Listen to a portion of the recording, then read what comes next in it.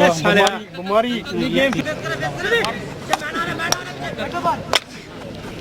मारा का बात वीर गोले गोले गोले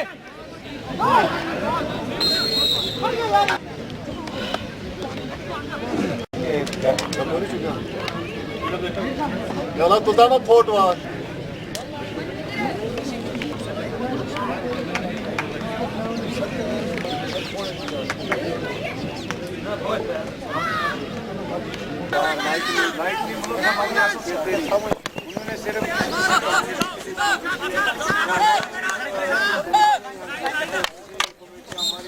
पहले तो मैं शुक्रिया अदा करता हूँ आप हमारे प्रिंसिपल जो शाहिना अल्ताफ़ हैं professor principal Amar Singh college का कि उन्होंने हमें यहाँ अलाउ किया यहाँ टूर्नामेंट करने का। तो और इसमें आपको मैं बताता चलूँ कि हमारे पास यहाँ 28 टीमें हैं और टीमें पंजाब से आई हुई हैं 4-5, कुछ जम्मू से आई हुई हैं। तो ये टूर्नामेंट जो है 7 साइड का पहले साल हमने इस साल ये पहला टूर्नामेंट करवाया है। इससे पहले हम फुल हॉकी करवाते हैं।